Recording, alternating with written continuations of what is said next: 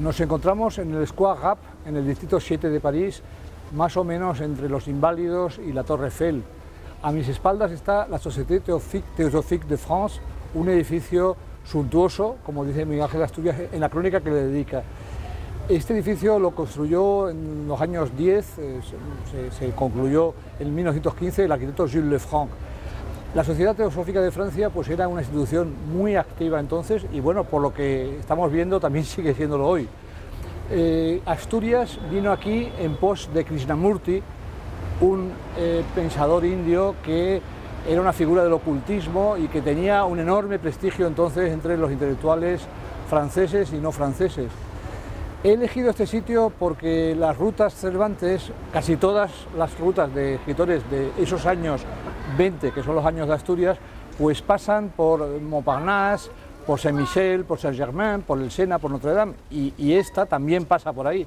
Pero me parecía un poco interesante salirnos un poco de ese París más esperable para venirnos al París que frecuenta Asturias como cronista. Él, en sus crónicas del Imparcial, pues por supuesto que habla de Notre Dame y por supuesto que habla de los cafés de Montparnasse, pero habla también de esta sociedad donde viene, ya digo, en busca de Krishnamurti, y es significativo también que elija como emblema de su sección de crónicas desde París para el diario guatemalteco El Imparcial, la Torre Eiffel.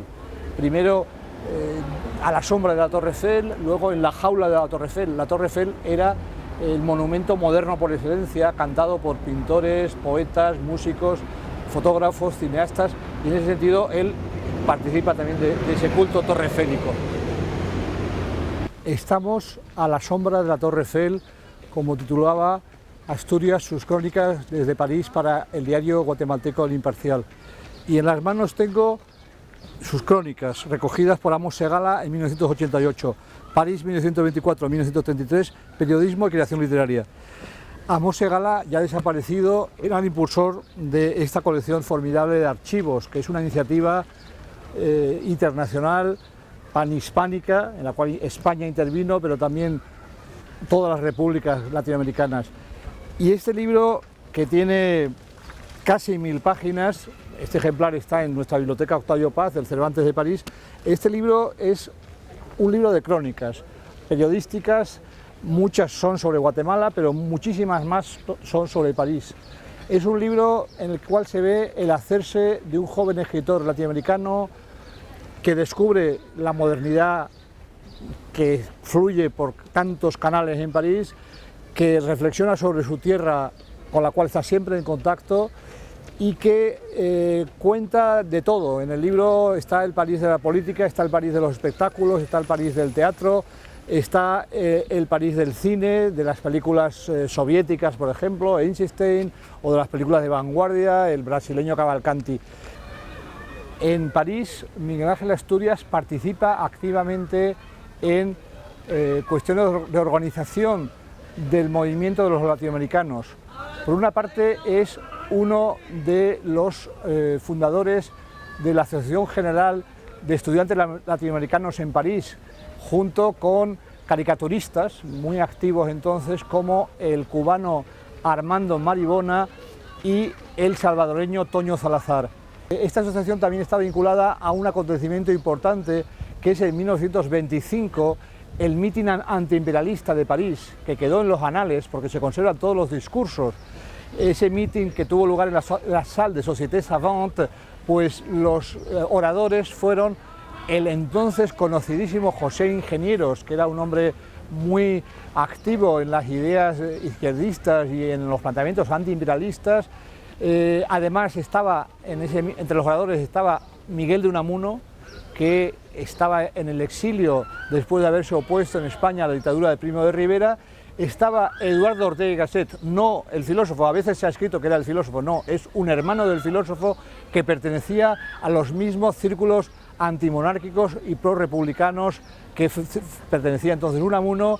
Y en ese mitin están también el peruano Víctor Raúl Haya de la Torre, que pronto sería el fundador del APRA, un partido con vocación internacional que solamente al final se consolidó en Perú, en la tierra natal de este señor. Y luego también participó el uruguayo Carlos Quijano, que también tendría una actividad importante, sería después uno de los intelectuales importantes del Partido Comunista Uruguayo, y finalmente Miguel Ángel Asturias. Es decir, realmente la presencia de Asturias entre este elenco de figuras nos habla de su pertenencia a un París latinoamericano muy comprometido en esa causa del antiimperialismo, que en ese caso tenía una fuerte connotación anti-norteamericana, lógicamente. Miguel Ángel Asturias está presente en revistas de la vanguardia de París, como puede ser Bifur, que era fantástica, en la cual también encontramos a Comte de la Serna y a otros escritores de nuestro idioma.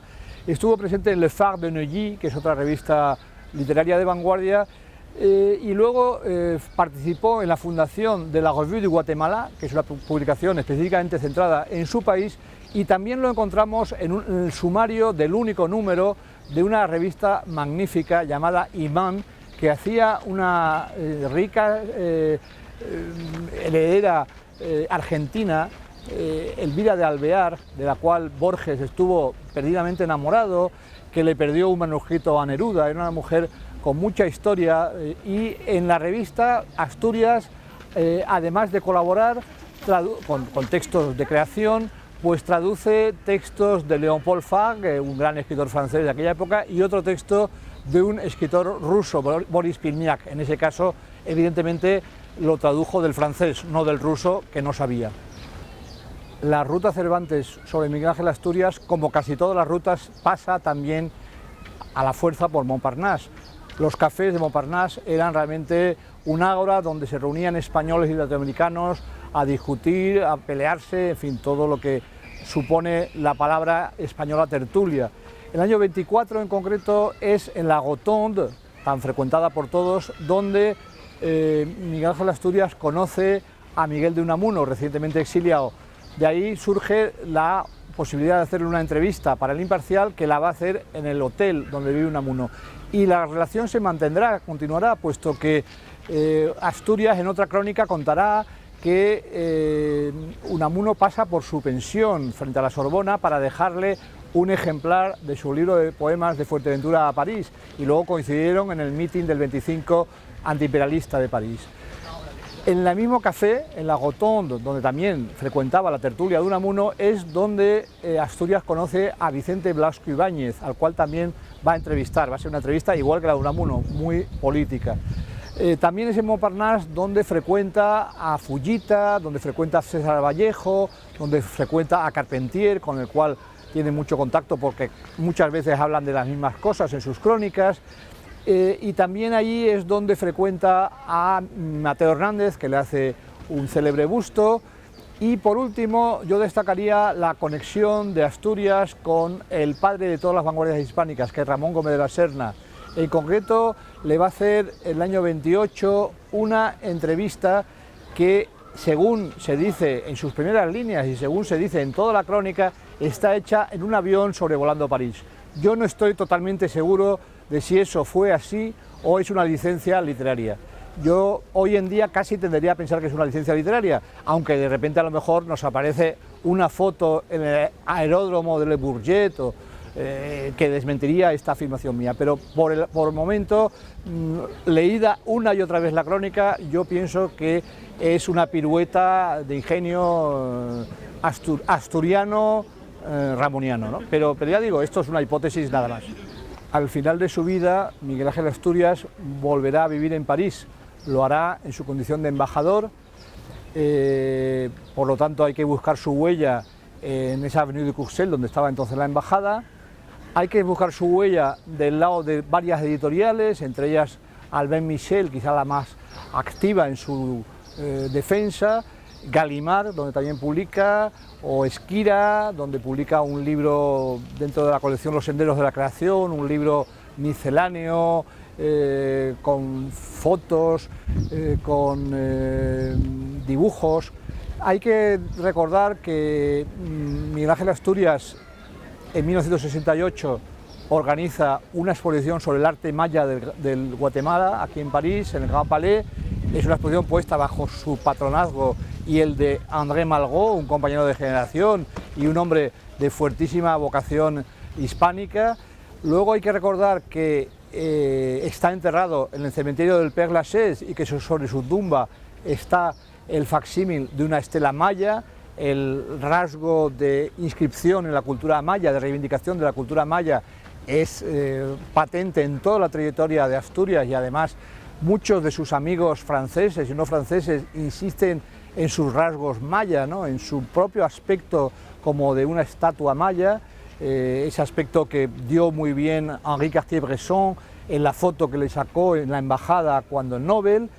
Y luego hay que recordar también el hecho de que en la BNF, en la Biblioteca Nacional, en su sede antigua, de la sede Richelieu, a la cual se accede por la Rue Vivienne, pues están todos sus manuscritos y archivos personales que decidió legar aquí y no a otro sitio. Es muy significativo, no creo que haya otro legado tan importante de un escritor de nuestro idioma en la ciudad de París, y nosotros nos hemos asomado a algunas de las cajas que contienen ese legado y nos hemos encontrado desde con el diploma del Nobel o el diploma del premio Lenin otorgado por el gobierno soviético, hasta pues sus libretas de apuntes, de señas, unos cuadernitos, unas hojas sueltas.